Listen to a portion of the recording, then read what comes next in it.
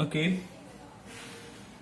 Then our next video, the question is a hexagonal prism of base 20 mm and height 60 mm resting on one of its base edge on HP with the axis inclined 30 degree to HP, not VP, 30 degree to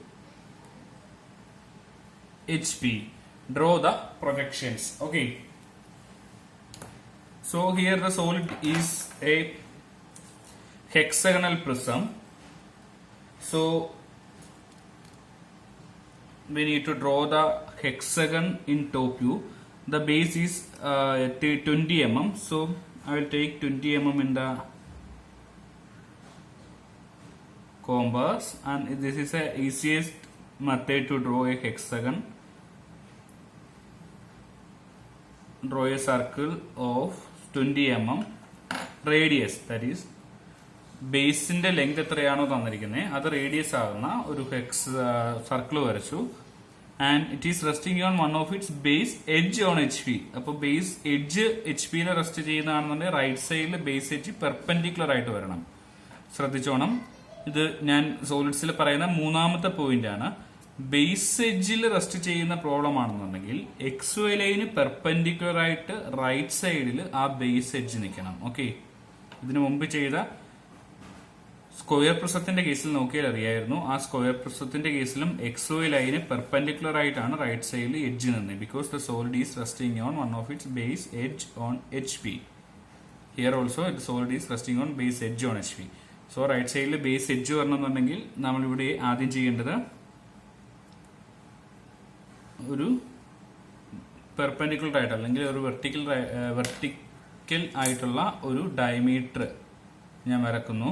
then അതിന്റെ circumference ഈ സർക്കിളിന്റെ ഈ എൻഡിൽ touch ചെയ്യുന്നുണ്ട്, അവിടെ കുത്തിയിട്ട് ഇവിടെ ഞാനൊരു ആർക്ക് വരക്കുന്നു, ഇവിടെ വരക്കുന്നു. സെയിം റേഡിയസ്, അതായത് ഇതിന്റെ റേഡിയസ് എടുത്ത സെയിം ലെങ്ത് എടുത്തിട്ട് ഞാൻ ഈ കോമ്പസിന്റെ ഇവിടെ നിന്നും ഇവിടെ വരച്ചു. അതുപോലെ തന്നെ സെയിം ഇതിന്റെ ബാക്ക് സൈഡിൽ നിന്നും വരക്കുന്നു. ഓക്കെ, അതായത് സർക്കിളിനെ ഞാൻ 6 ഈക്വൽ പാർട്സ് ആക്കി ഡിവൈഡ് ചെയ്തു റേഡിയസ് എടുത്തുകൊണ്ട്. ദെൻ ഇത് തമ്മിൽ ഞാൻ ജോയിൻ ചെയ്യുന്നു. അപ്പൊ നമുക്ക് വേണ്ട ഹെക്സഗൺ കിട്ടും. എന്താ ഞാൻ പറഞ്ഞു, ഇതാണ് ഈസി മെത്തേഡ്. നമുക്ക് ഇൻക്ലൂഡഡ് ആംഗിൾ വെച്ചിട്ട് ചെയ്യാൻ പറ്റും. കുറച്ചുകൂടെ എളുപ്പത്തിൽ ചെയ്യാൻ പറ്റുന്ന മെത്തേഡ് എന്താണ്,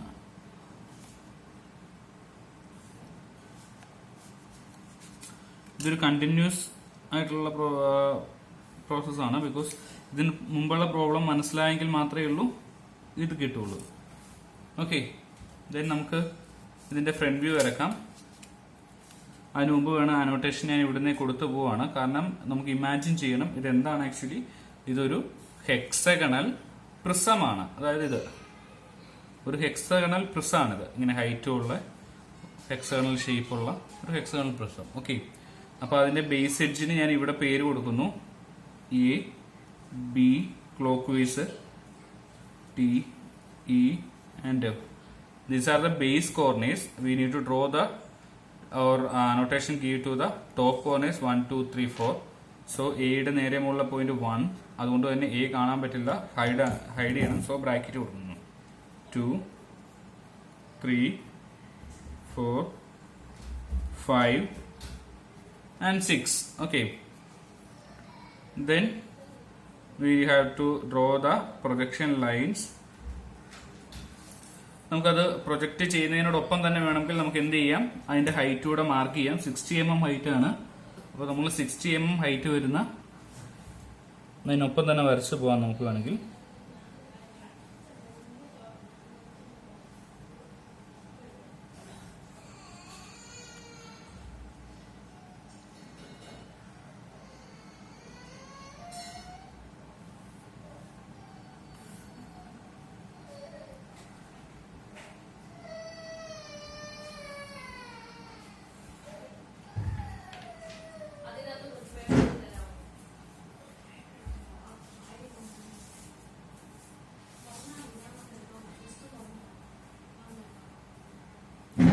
Okay, then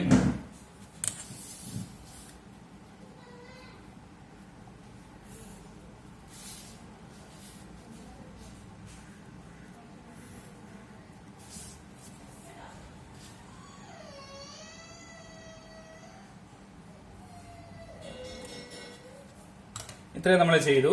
ഇനി നമുക്ക് ചെയ്യാനുള്ളത് അതിന് അനോട്ടേഷൻസ് ഫ്രണ്ട് വ്യൂയിലേക്കും കൂടെ മാർക്ക് ചെയ്യാനുള്ളതാണ്. അനോട്ടേഷൻസ് ഫ്രണ്ട് വ്യൂ മാർക്ക് ചെയ്യണം.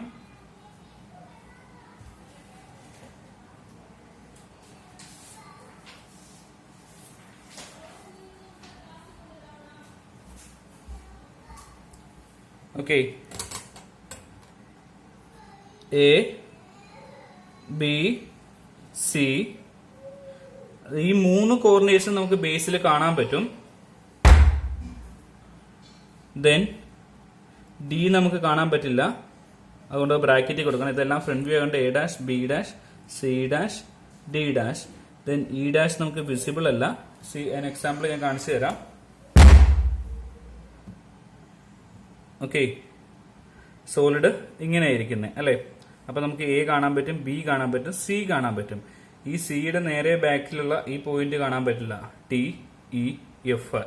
സോ അതെല്ലാം ബ്രാക്കറ്റ് വരും. D bracket, E dash bracket and F dash bracket. Okay, same top വ്യൂയിലുള്ള പോയിന്റ്സ് 1 ഡാഷ് കാണാം, 2 ഡാഷ്, 3 ഡാഷ്, 4 ഡാഷ് ഹൈഡ് ചെയ്തിരിക്കുന്നു, 5 ഡാഷ് ഹൈഡ് ചെയ്തിരിക്കുന്നു, 6 ഡാഷ് ഹൈഡ് ചെയ്തിരിക്കുന്നു.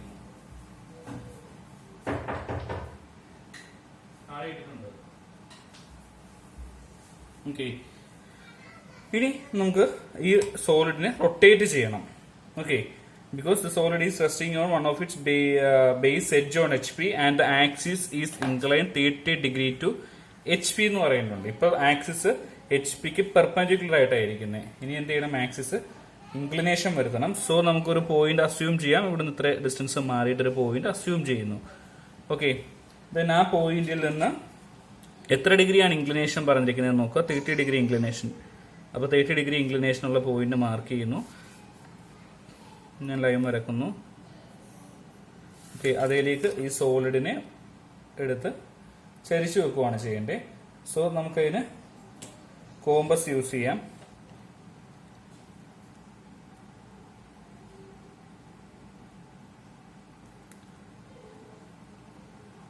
ഓക്കെ, ഇതിന് ഈ 2 പോയിന്റിൽ നിന്ന് perpendiculars വരക്കണം.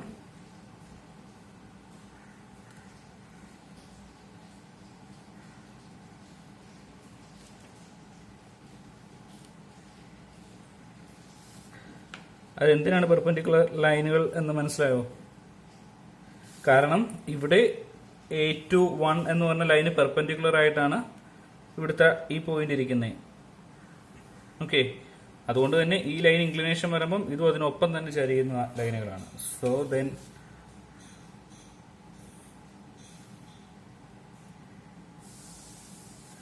Okay, then distance mark ചെയ്യുന്നു.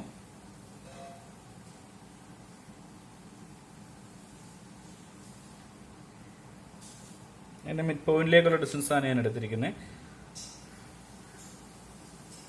അതേ ഡിസ്റ്റൻസ് തന്നെ അവിടെ നിന്ന് കുത്തുവാണെന്ന് എനിക്ക് അടുത്ത പോയിന്റും കിട്ടുമല്ലോ. കാരണം ആ 2 ഡിസ്റ്റൻസുകളും സെയിം ആണ്.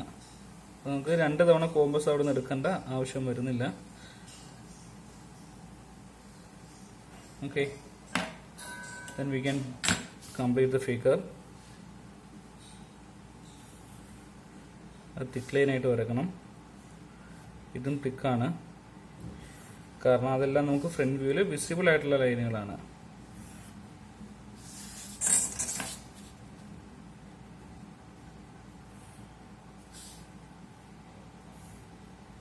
then annotations കൊടുക്കാം. A dash B dash C dash D dash E dash and F dash.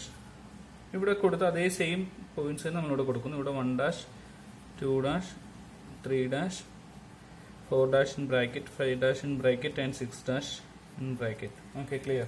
അതിലിപ്പോൾ സോളിഡ് ഇരിക്കുന്നത് എങ്ങനെയാണ്? ഈ എഡ്ജിൽ റെസ്റ്റ് ചെയ്തുകൊണ്ട് ഇങ്ങനെ ചരിച്ചു വെച്ചിരിക്കുകയാണ്. ഓക്കെ, ഇങ്ങനെയാണ് ഇപ്പോൾ സോളിഡ് ഇരിക്കുന്നത്.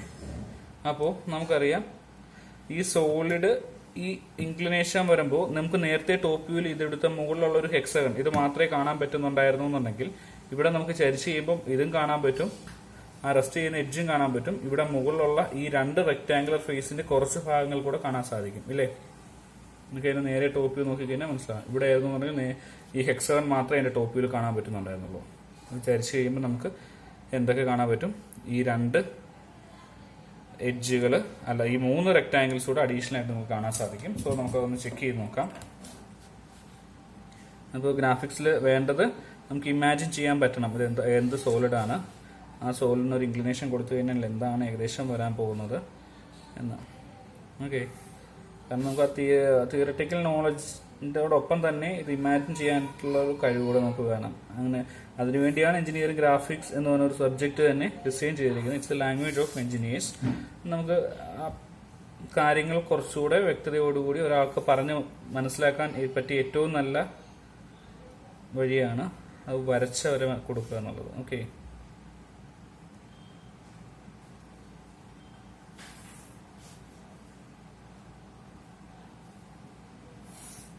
ഓക്കെ.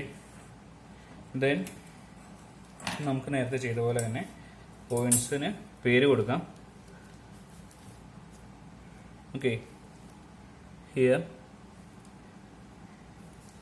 എയിൽ നിന്ന് വരുന്ന പോയിന്റും ഇവിടെ നിന്നുള്ള എയുടെ ഇന്റർസെക്ട് ചെയ്യുന്ന പോയിന്റ് എ, ഇവിടെ നിന്നുള്ള ബിയും ഈ ബിയും കൂടെ ഇന്റർസെക്ട് ചെയ്യുന്ന point B, then C, D, E and F. Okay, same. This is 1, 2, 3, 4, 5 and 6. Okay. ഇനി വളരെ ഇമ്പോർട്ടൻ്റ് ആയിട്ടുള്ള മറ്റൊരു കാര്യം, അതായത് നിങ്ങൾ ശ്രദ്ധിക്കേണ്ട കാര്യമാണ്, ഇവിടെ നിന്നുള്ള മുകളിൽ നിന്ന് താഴത്തേക്ക് നോക്കുമ്പോൾ ഉള്ള വ്യൂ എന്താണോ അതാണ് ഇവിടുത്തെ ടോപ്പ് വ്യൂ ആയിട്ട് നമ്മൾ വരുന്നത്. ഓക്കെ, അപ്പൊ ഈ സോളിഡ് ഇപ്പോൾ ഇരിക്കുന്നത് ഇങ്ങോട്ട് ചരിച്ച് ഇങ്ങനെ വെച്ചിരിക്കുകയാണ്. ഓക്കെ, അപ്പോൾ നമുക്ക് ഇതിന്റെ ടോപ്പ് ഫേസ് ഫുള്ള് വിസിബിൾ ആയിരിക്കുന്നു. കാരണം മുഴുവനായിട്ട് നമ്മൾ ചരിച്ചിട്ടുണ്ടെങ്കിൽ പോലും, അല്ല ഒരല്പം ചരിവ് കൊടുത്തെങ്കിലും ഈ ഫേസ് ഫുള്ള് നിങ്ങൾക്ക് ഇപ്പോഴും വിസിബിൾ ആണ്. അഡീഷണൽ ആയിട്ട് ഈ 3 വിസിബിൾ ഫേസ് കൂടെ നിങ്ങൾക്ക് ഫ്രണ്ട് ടോപ്പ് വ്യൂവിൽ കാണാൻ പറ്റും. ഓക്കെ, സോ നമുക്കത് തിക്ക് ലൈൻസ് വരക്കാം. കാരണം വിസിബിൾ ആയിട്ടുള്ള എഡ്ജുകളെല്ലാം തിക്കായിരിക്കും. അപ്പോൾ ഒരു ഫേസ് ഫുള്ള് വിസിബിൾ ആണ്. ഏത് 1, 2, 3, 4, 4 to 5, 5 to 6. These all are thick lines. Okay. Then boundary lines എല്ലാം thick ആയിരിക്കും എന്ന് ഞാൻ പറഞ്ഞു. ഗ്രാഫിക്സിലെ അല്ലെ സോളിഡ്സിൽ യൂസ് ചെയ്യുന്ന അടുത്തൊരു റൂളാണ് whole boundary lines are thick lines. Boundary lines എല്ലാം തിക്കാക്കി. അപ്പൊ നമുക്ക് ഇപ്പോ ആ സോളിഡ് ഇരിക്കുന്നതിനെ പറ്റി ഏകദേശം ഒരു ഐഡിയ കിട്ടി ഇല്ലേ? എങ്ങനെയാണ് സോളിഡ് ഇരിക്കുക, ഇവിടെ ഏതൊക്കെയാണ് മിസ്സായിരിക്കുന്നതെന്ന് നമുക്ക് കൃത്യമായിട്ട് അറിയാം. 3യിൽ നിന്ന് സിയിലേക്ക് ഒരു ലൈൻ വരാനുണ്ട്. അതാണ് ഏറ്റവും മുകളിൽ കാണുന്ന എഡ്ജ്. ഞാൻ പറഞ്ഞ 3 റെക്ടാങ്കിൾസ് കാണാൻ പറ്റുന്നതിലുള്ള ഈ 2 ലൈനുകളും പിന്നെ ഈ 2 ലൈനുകളും കൂടെ നമുക്ക് അഡീഷണൽ വരും. ഓക്കെ, അപ്പൊ ഇത് 2 വരച്ചു കഴിഞ്ഞ് കഴിഞ്ഞാൽ നമ്മൾ സോളിഡ്സിന്റെ തിക്ക് ലൈൻസ് കംപ്ലീറ്റ് ആവും. അതാണ് ഏറ്റവും മുകളിലെ ലൈൻ. ഓക്കെ, പിന്നെ ഒന്നുകൂടെ ക്രോസ് ചെക്ക് ചെയ്യാം. ഇതൊരു മെത്തേഡാണ്. എങ്ങനെ നമുക്ക് യൂസ് ചെയ്യേണ്ട 2 റൂളുകളിൽ ഒന്ന് ഞാനിപ്പോ ഇവിടെ എഴുതുവാണ്. ഫസ്റ്റ് റൂൾ എന്ന് തന്നെ whole boundary lines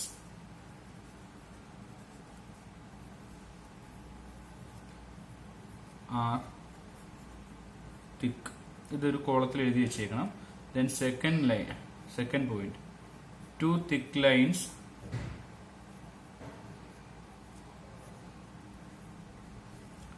never intersect.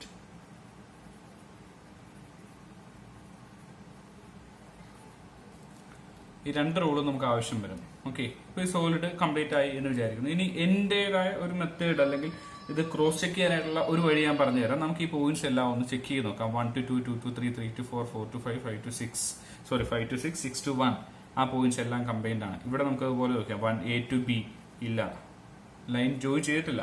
അവിടെ നമ്മൾ തിക്ക് ലൈൻ ജോയിൻ ചെയ്യാൻ പറ്റുമോ നമുക്ക്? കാരണം അത് ഏതാണ്, ഇതിന്റെ ബേസിലുള്ള പോയിന്റ് ആണ്. നമുക്കത് റെസ്റ്റ് ചെയ്യുന്ന ആ ലൈൻ കാണാൻ പറ്റില്ല. വിസിബിൾ അല്ലാത്ത എഡ്ജ് എങ്ങനെ വരും? ഡോട്ടഡ് ലൈൻ വരും. അപ്പൊ A to B dotted, B to C, C to D, D to E, E to F വീണ്ടും വരാനുണ്ട്. ഇത്രയൊക്കെ വന്നു. E to F വീണ്ടും എന്തോരും ഡോട്ടഡ് വരും. ബിക്കോസ് A to F എന്തായാലും ഡോട്ടർ ആണെന്ന് ആർക്കും സംശയമില്ല. കാരണം അത് റെസ്റ്റ് ചെയ്യുന്ന ഏറ്റവും താഴത്തെ ഈ എഡ്ജ് ആണ്. അതിങ്ങനെ സോൾഡ് ഇരുന്ന് കഴിഞ്ഞാൽ ഒരിക്കലും നമുക്ക് കാണാൻ സാധിക്കില്ല. ഓക്കെ, ദെൻ ഇനി നമുക്ക് നോക്കാം. 2 to B വരച്ചിട്ടുണ്ട്, 3 to C വരച്ചിട്ടുണ്ട്, 4 to D, 5 to E, but 6 to F വരക്കാനുണ്ട് നമുക്ക്. ഇത് നിങ്ങൾ ഒന്നുകൂടെ റിപ്പീറ്റ് ചെയ്ത് കാണണം. 6 to F ഒരു ലൈൻ ജോയിൻ ചെയ്യാനുണ്ട്. അത് തിക്കല്ല, ഡോട്ടഡേ വരുള്ളൂ. കാരണം ഇതിന് ബാക്കിൽ കൂടെ പോകുന്നതാണ്. അപ്പൊ ഞാൻ ഡോട്ടഡ് വരക്കാൻ, ഇവിടുന്ന് എനിക്ക് ഡോട്ടഡ് വരക്കണ്ട. കാരണം ഇവിടെ ഒരു തിക്ക് ലൈൻ ഉണ്ട്. ആ തിക്ക് ലൈൻ കഴിയുമ്പോൾ തൊട്ട് ഡോട്ടഡ് വരച്ചാൽ മതി. ഇവിടെ അതുപോലെ തന്നെ എയിൽ നിന്ന് 1 വരെയാണ് ഡോട്ടഡ് ലൈൻ വരണ്ടേ. പക്ഷെ ഇവിടുന്ന് ഇവിടെ വരെ വരക്കേണ്ട ആവശ്യമില്ല. കാരണം അവിടെ ഒരു തിക്ക് ലൈൻ ഉണ്ട്. അപ്പോൾ അതാണ് വളരെ പ്രധാനപ്പെട്ട മറ്റൊരു കാര്യം. ഈ പോയിന്റിൽ നിന്ന് നമ്മൾ ഓർത്തിരിക്കേണ്ട കാര്യങ്ങളാണ് ഞാൻ ഈ എഴുതി വെച്ചിരിക്കുന്ന 1, ദെൻ 2. ഇനി മൂന്നാമത്തെ ഒരു കാര്യം കൂടെ പറയുന്നു. ഇത് ഈ സോളിഡ്സിൽ എന്നല്ല, എഞ്ചിനീയറിംഗ് ഗ്രാഫിക്സിലെ എല്ലാ ലൈൻസിനും ഒരു പ്രിഫറൻസ് ഉണ്ട്, അല്ലെങ്കിൽ ഒരു സ്റ്റാൻഡേർഡ് ഉണ്ട്. ഒരു തിക്ക് ലൈൻ ആയിരിക്കും ആദ്യം വരുന്നത്. അതിന് തൊട്ട് പുറയിൽ കൂടെ ഒരു ഡോട്ടഡ് ലൈൻ വന്നു കഴിഞ്ഞാലും നമുക്ക് ഈ തിക്ക് ലൈൻ മാത്രം കാണിച്ചാൽ മതി, ഡോട്ടഡ് ലൈൻ കാണിക്കണ്ട. അതിനും താഴെയാണ് നമ്മുടെ ചെയിൻ ലൈൻ വരുന്നത്. ഓക്കെ, ദെൻ വീണ്ടും വരുന്നതാണ് thin line or reference line. അപ്പൊ ഇത്രയും ലൈനുകൾ നമുക്കുണ്ട്. തിക്ക്. ഓക്കെ, ഇവിടെ നമുക്കൊരു പ്രോബ്ലം ഉണ്ട്. തിക്ക് ലൈൻ കഴിഞ്ഞ് കഴിഞ്ഞാൽ പ്രിഫറൻസ് വരുന്നത് ആക്ച്വലി ചെയിൻ ലൈൻ തന്നെയാണ്. Chain, then dotted, then last വരുന്നതാണ് thin line or reference line. ഇതെല്ലാം തിൻ ലൈൻ ആണ്. ഈ നമുക്കറിയാം ഈ തിൻ ലൈൻ ഇവിടുന്ന് ഇവിടെ വരെയും വരക്കേണ്ടതായിട്ടുണ്ട് ആക്ച്വലി. ബട്ട് ഇവിടെ തിക്ക് ലൈൻ മൂളി വരുന്നത് കാരണം അതിന്റെ താഴത്തൂടെ പോകേണ്ട തിൻ ലൈൻ നമുക്ക് കാണിക്കുന്നില്ല. അതുപോലെ തന്നെ സെയിം ഇവിടെ നമുക്ക് ഡോട്ടഡ് ലൈൻ ഇവിടെ വരെയും കാണിക്കണ്ടേ, ഇവിടുന്ന് ഇവിടെ വരെയും തിക്കുണ്ട്. അപ്പൊ അതിന് താഴെ പ്രിഫറൻസിനെ ബേസ് ചെയ്തായിരിക്കും ഓരോ ലൈനുകൾ വരുന്നത്. ക്ലിയർ? ഇവിടെ നമുക്ക് എന്തുകൂടെ ചെയ്യേണ്ടതുണ്ട്, ആക്ച്വലി ഒരു ചെയിൻ ലൈൻ വരക്കാനുണ്ട്. ആ ചെയിൻ ലൈൻ നമുക്ക് വരക്കാം. അത് ചെയിൻ ലൈൻ വരക്കുമ്പോൾ ഈ പോയിന്റിൽ നിന്ന് ഇവിടെ വരെയായിരിക്കും ചെയിൻ ലൈൻ വരുന്നത്.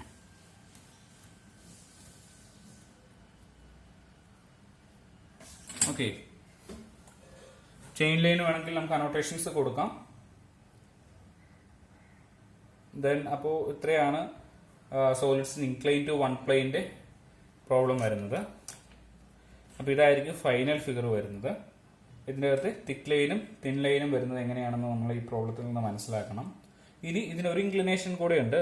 Solid is sometimes incline to V P also. അപ്പോൾ ഈ സോളിഡ് എടുത്ത് ഇങ്ങനെ വെച്ചിട്ട് പിന്നെ ഇതിന്റെ ഫ്രണ്ട് വ്യൂ വരണം. അതാണ് ഫൈനൽ ഫിഗറുകൾ വരുന്നത്. അത് അടുത്ത ക്ലാസ്സിൽ ഞാൻ പറഞ്ഞു തരാം. അപ്പോൾ ഇത്രയും ഇൻക്ലൈൻ ടു വൺ പ്ലെയിന്റെ പ്രോബ്ലംസ് നന്നായിട്ട് ചെയ്യാനായിട്ട് പഠിച്ചിരിക്കുക. ഓക്കെ.